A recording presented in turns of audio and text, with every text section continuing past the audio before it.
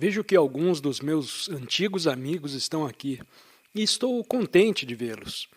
Como teremos 7 palestras, devemos tratar daquilo que eu vou falar com muito cuidado, cobrindo todo o campo da vida.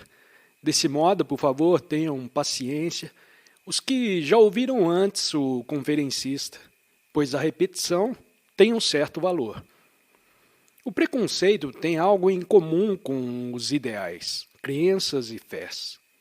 Devemos ser capazes de pensar juntos, mas os nossos preconceitos, os nossos ideais e assim por diante limitam a capacidade e a energia necessárias ao pensar, ao observar e examinar juntos, de modo a descobrirmos por nós mesmos o que permanece por trás de toda a confusão, miséria, terror, destruição e da tremenda violência no mundo, para compreender não apenas os meros fatos externos que estão acontecendo, mas também a profundidade e o significado de tudo isso. Devemos ser capazes de observar juntos. Não vocês observando de um modo e o conferencista de outro, mas juntos observarmos a mesma coisa. Essa observação, esse exame, deixa de ser possível se nos apegamos aos nossos preconceitos, às nossas experiências particulares e à nossa compreensão particular. Pensar juntos é extraordinariamente importante porque nós temos que fazer face a um mundo que está rapidamente se desintegrando, degenerando. Um mundo em que não há nenhum sentido de moral, onde nada é sagrado, onde ninguém respeita o outro. Para compreender tudo isso, não apenas de modo superficial, casual, temos que penetrar na sua profundidade, no que permanece por trás. Temos que indagar por que, depois de milhões de anos de evolução, o homem, vocês e todo mundo, tornaram-se tão violentos, calejados, destrutivos, persistindo nas guerras e na bomba atômica. O mundo tecnológico está cada vez evoluindo mais. Talvez esse possa ser um dos fatores que levam o homem a tornar-se o que é. Então, por favor, vamos pensar juntos, não de acordo com o meu modo ou com o modo de vocês, mas simplesmente usar a capacidade de pensar. O pensamento é o fator comum de toda a humanidade. Não existe um pensamento oriental ou um pensamento ocidental. Existe apenas a capacidade comum de pensar, quer sejamos completamente pobres ou mais sofisticados, vivendo numa sociedade opulenta. Quer sejamos cirurgião, carpinteiro, trabalhador do campo ou um grande poeta. O pensamento é o fator comum a nós todos. Parecemos não perceber que o pensamento é o fator comum que nos liga. Vocês pensam de acordo com a própria capacidade, a própria energia, a própria experiência e o próprio conhecimento. O outro pensa de modo diferente, de acordo com a sua experiência e o seu condicionamento. Estamos todos presos nessa rede do pensamento. Esse é um fato indiscutível e real. Nós fomos programados biologicamente, fisicamente e também programados mentalmente, intelectualmente. Devemos estar cientes de que fomos programados como um computador. Os computadores são programados por especialistas para produzirem os resultados que eles desejam. E esses computadores irão ultrapassar o homem no pensamento. Esses computadores podem coligir experiência e, através dessa experiência, aprender, acumular conhecimento de acordo com o seu programa. Gradualmente, eles irão ultrapassar todo o nosso pensamento quanto à exatidão e com maior velocidade. Naturalmente, eles não podem compor como Beethoven ou Keats, mas irão ultrapassar o nosso pensamento. Então, o que é o homem? Ele foi programado para ser católico, protestante, para ser italiano ou inglês e assim por diante. Durante séculos ele foi programado para acreditar, para ter fé, para seguir certos rituais, certos dogmas, programado para ser nacionalista e ir à guerra. Desse modo, o seu cérebro tornou-se tal como um computador, embora não tão capaz, porque o seu pensamento é limitado, ao passo que o computador, embora também limitado, é capaz de pensar com muito mais rapidez do que o ser humano e pode ultrapassá-lo. Estes são fatos, isto é, o que na verdade está acontecendo. Então, o que é feito do homem? Então, o que é o homem? Se os robôs e o computador podem fazer quase tudo o que o ser humano pode fazer, então qual será a futura sociedade do homem? Quando os carros podem ser construídos pelo robô e pelo computador? Provavelmente muito melhor. Então, o que será do homem como entidade social? Estamos nos defrontando com esses e muitos outros problemas. Vocês não podem mais pensar como cristãos, budistas, hindus e muçulmanos. Estamos nos defrontando com uma tremenda crise. Uma crise que os políticos jamais podem solucionar, porque eles estão programados para pensar de um determinado modo. Nem os cientistas podem compreender ou solucionar a crise. Nem o mundo dos negócios, também o mundo do dinheiro. O momento crítico, a decisão perceptiva, o desafio, não está na política, na religião, no mundo científico. Está na nossa consciência. Temos que entender a consciência da humanidade, que nos trouxe a esse ponto. Temos que ser muito sérios a respeito deste assunto, porque estamos realmente enfrentando algo muito perigoso no mundo, onde existe a proliferação da bomba atômica, que algum louco irá ativar. Nós todos devemos estar cônscios de tudo isso.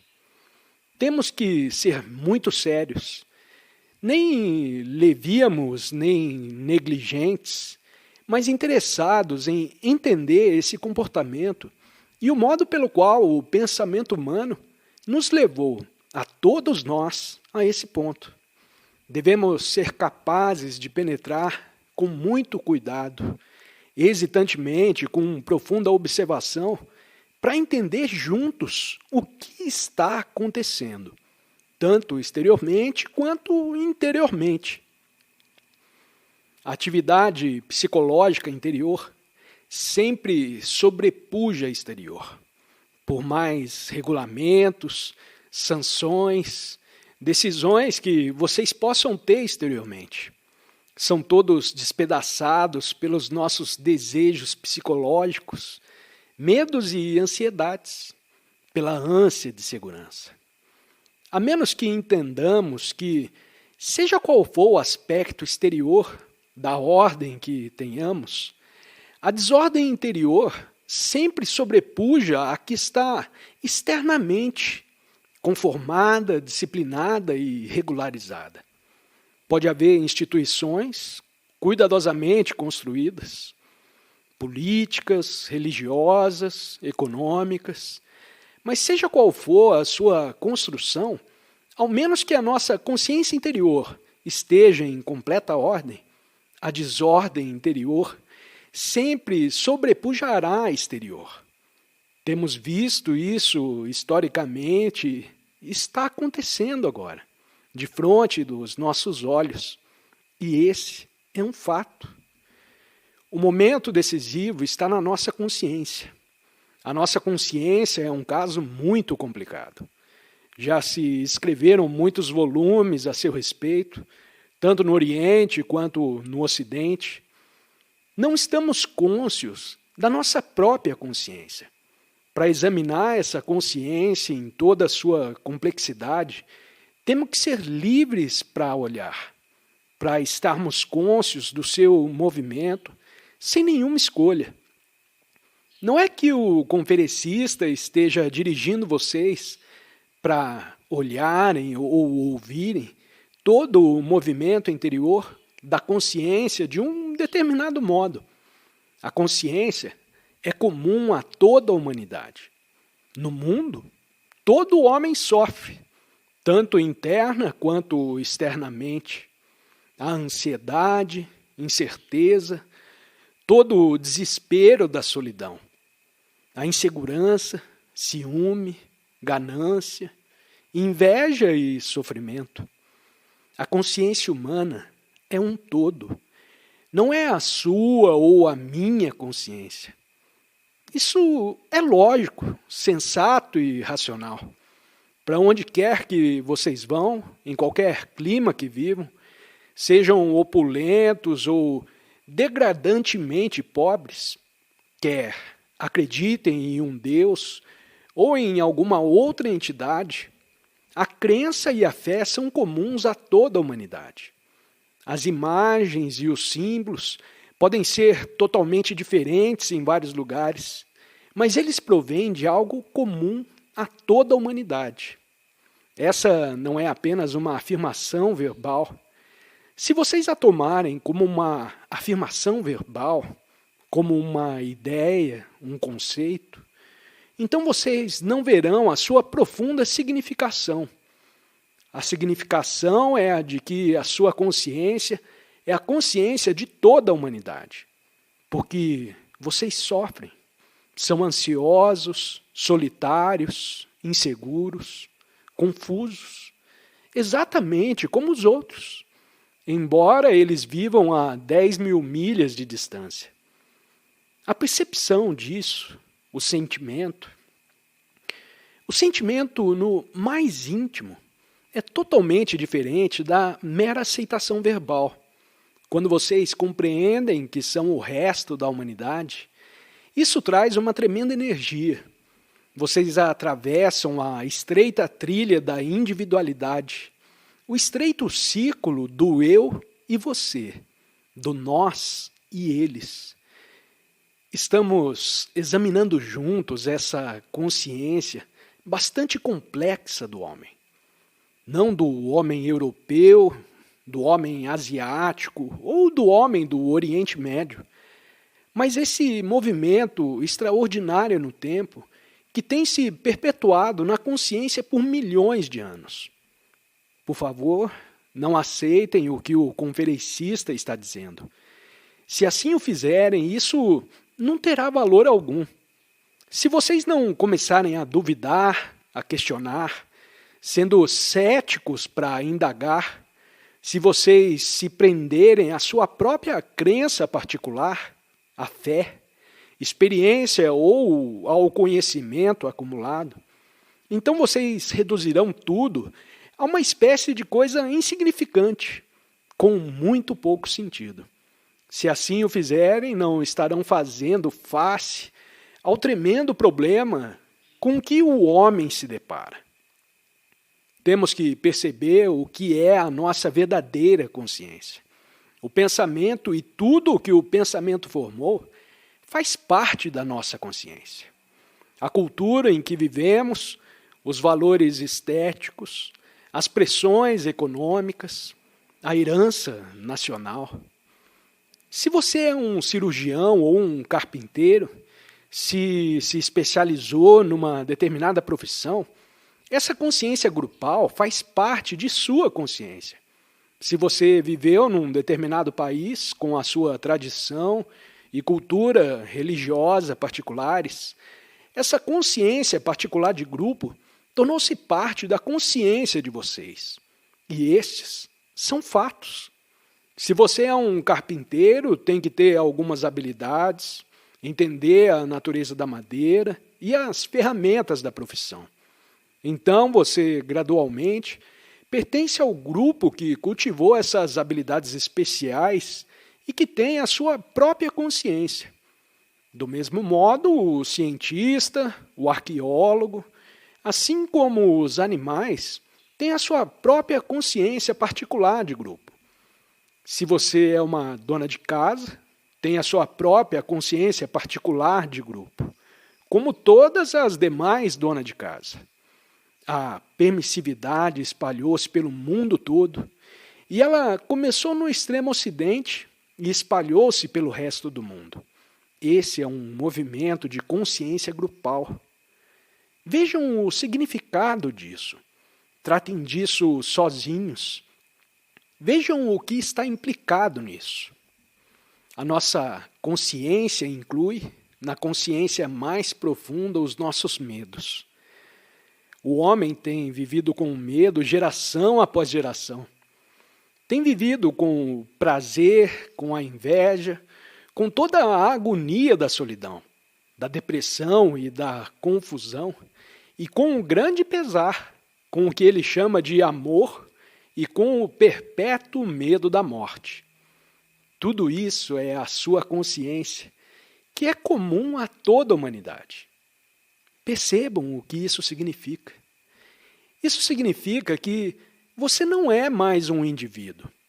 Isso é muito duro de aceitar, porque nós fomos programados como o computador para pensar que somos indivíduos. Fomos programados religiosamente para pensar que temos almas separadas de todos os demais. Sendo programado, o nosso cérebro trabalha do mesmo modo há muitos séculos.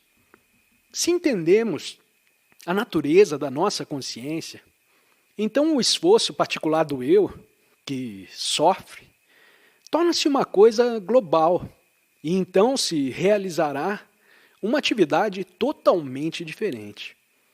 Esta é a crise em que estamos. Fomos programados.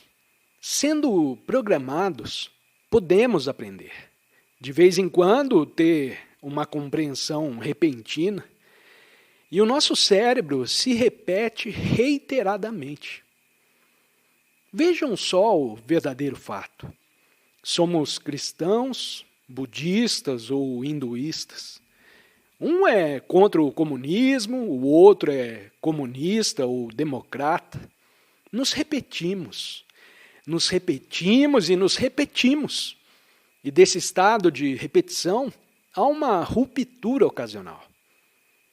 Desse modo, como pode o ser humano, que na realidade é o restante da humanidade, como pode ele enfrentar esta crise, esse momento de decisão?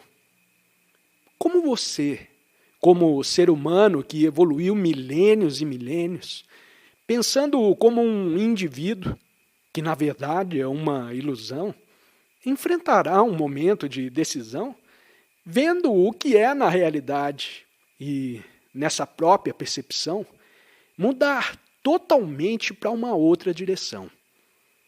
Vamos entender juntos o que quer dizer olhar. Olhar para a realidade do pensamento. Todos vocês pensam e é por isso que estão aqui.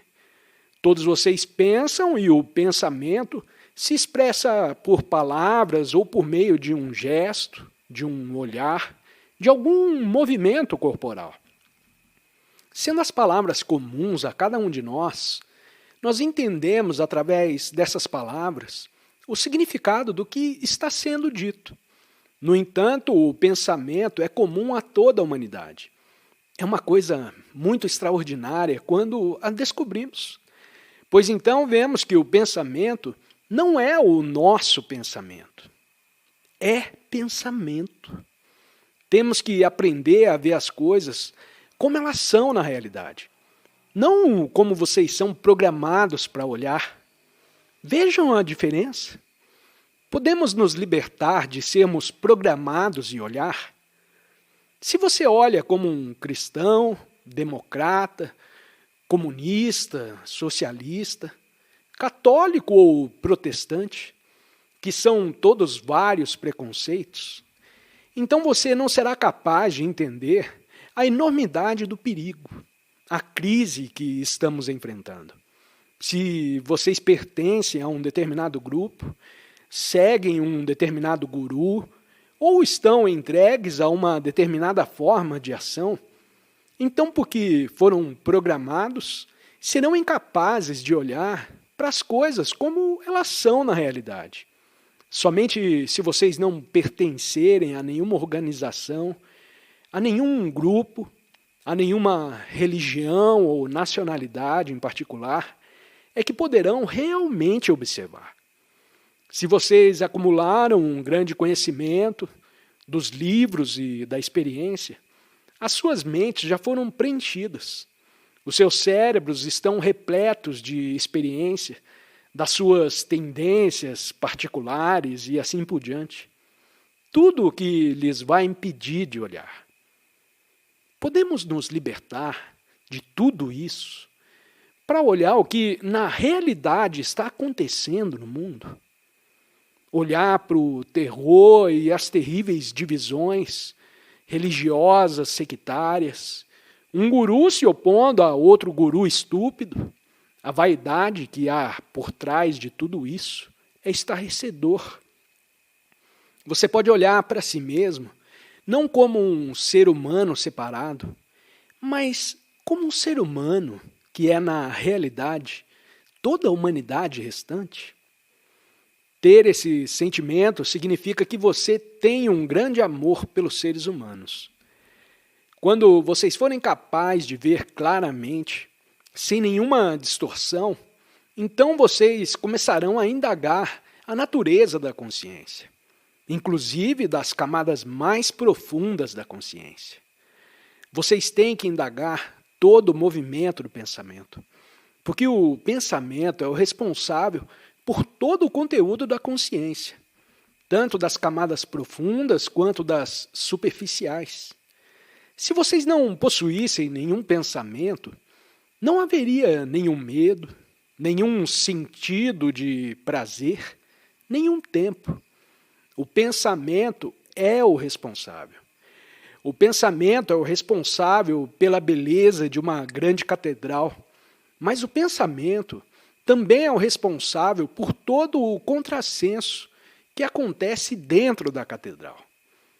Todas as realizações dos grandes pintores, poetas, compositores, são atividades do pensamento. O compositor, ouvindo interiormente o maravilhoso som, o registra no papel. Esse é o movimento do pensamento. O pensamento é responsável por todos os deuses do mundo, todos os salvadores, todos os gurus, por toda obediência e devoção. O todo é resultado do pensamento que procura gratificação e evasão da solidão. O pensamento é o fator comum a toda a humanidade. O mais pobre aldeão na Índia pensa como diretor executivo, como líder religioso. Esse é um fato rotineiro e comum. Esse é o terreno sobre o qual estão todos os seres humanos. E não se pode escapar disso. O pensamento fez coisas maravilhosas para ajudar o homem, mas também provocou grande destruição e terror no mundo. Temos que entender a natureza e o movimento do pensamento. Por que vocês pensam de certo modo? Porque se apegam a certas formas de pensamento? Porque se agarram a certas experiências? Porque o pensamento jamais entendeu a natureza da morte. Temos que examinar a própria estrutura do pensamento. Não o pensamento de vocês, porque é completamente óbvio qual é o pensamento de vocês, pois vocês foram programados. Mas se vocês indagarem seriamente o que é o pensamento, então entrarão numa dimensão completamente diferente. Não a dimensão do seu problema próprio e particular. Vocês têm que entender o extraordinário movimento do pensamento, a natureza do pensar. Não como um filósofo, não como um homem religioso, não como o membro de uma determinada profissão ou como uma dona de casa. A enorme vitalidade do pensamento. O pensamento é responsável por toda a crueldade, pelas guerras, pelas máquinas de guerra e a brutalidade da guerra, pela matança, pelo terror, pelo lançamento das bombas, pela captura de reféns em nome de uma causa ou sem uma causa. O pensamento também é responsável pelas catedrais, pela beleza da sua estrutura e pelos belos poemas. Também é responsável por todo o desenvolvimento tecnológico, pelo computador, com a sua extraordinária capacidade de aprender e ir além do pensamento do homem. O que é pensar? É uma resposta, uma reação da memória. Se vocês não possuíssem memória, não seriam capazes de pensar. A memória está armazenada no cérebro como conhecimento, resultado da experiência. E é assim que opera o nosso cérebro. Primeiro, experiência. Experiência que pode pertencer aos primórdios do homem, que nós herdamos. Essa experiência resulta no conhecimento que é armazenado no cérebro. Do conhecimento faz-se a memória e da memória o pensamento. Com o pensamento, vocês agem. Com essa ação, aprendem mais e assim vocês repetem o ciclo. Experiência, conhecimento, memória, pensamento e ação. E com essa ação, aprendem mais e repetem. É assim que somos programados. Estamos sempre fazendo isso. Tendo lembrado da dor no futuro, evitamos a dor não fazendo aquilo que causará a dor, o que se torna conhecimento. E repetimos isso. Prazer sexual? Repetimos. Esse é o movimento do pensamento. Vejam a beleza disso. Como o pensamento opera mecanicamente. O pensamento diz para si mesmo, sou livre para operar. No entanto, o pensamento jamais é livre, porque é baseado no conhecimento. E o conhecimento, obviamente, é sempre limitado. O conhecimento sempre é limitado, porque faz parte do tempo. Eu vou aprender mais e para aprender mais eu tenho que ter tempo. Eu não sei russo, mas vou aprender. Pode levar 6 meses, 1 ano ou a vida toda. O conhecimento é o movimento do tempo. Tempo, conhecimento, pensamento e ação. Vivemos nesse ciclo. O pensamento é limitado. Assim, toda ação que o pensamento gera deve ser limitada. E essa limitação cria conflito e é divisória. Se digo que sou hindu, que sou indiano, estou limitado. E essa limitação provoca não apenas a corrupção, mas também o conflito. Porque um outro diz, eu sou cristão, ou eu sou budista, e assim há conflito entre nós. A nossa vida, do nascimento à morte, é uma série de lutas e conflitos dos quais estamos sempre tentando fugir, o que, ademais, causa mais conflito. Vivemos e morremos nesse conflito perpétuo e interminável. Nunca buscamos a raiz desse conflito, que é o pensamento, porque o pensamento é limitado. Por favor, não perguntem, como posso deter o pensamento? Não é essa a questão. A questão é entender a natureza do pensamento e olhá-lo.